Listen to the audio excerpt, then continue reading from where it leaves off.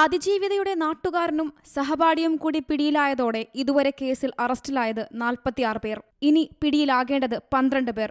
പിടിയിലാകേണ്ടവരിൽ ഒരാൾ വിദേശത്താണുള്ളത്. പ്രതികൾക്കായി അന്വേഷണ സംഘം ലുക്കൌട്ട് നോട്ടീസ് ഇറക്കും.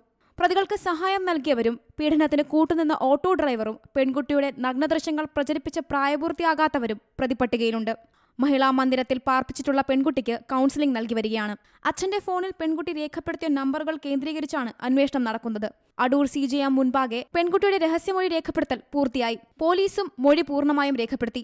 ഇടയ്ക്ക് ദേഹാസ്വാസ്ഥ്യം അനുഭവപ്പെട്ടതിനെ തുടർന്ന് പെൺകുട്ടിയുടെ മൊഴിയെടുപ്പ് നിർത്തിവച്ചിരുന്നു. കുട്ടിയുടെ മാതാപിതാക്കളുടെയും സഹോദരന്റെയും മൊഴി രേഖപ്പെടുത്തി.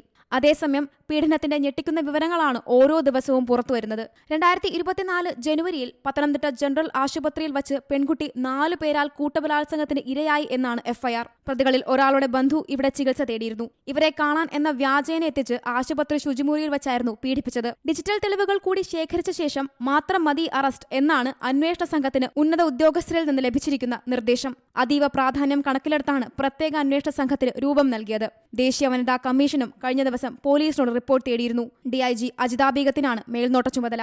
See Malayalam news, Pathanamthitta. പുതിയ വാർത്തകളും വിശേഷങ്ങളും ഇനി വിരൽ തുമ്പിൽ. എല്ലാ ഡിജിറ്റൽ പ്ലാറ്റ്ഫോമുകളിലും ഇപ്പോൾ സീ മലയാളം ന്യൂസ് ലഭ്യം.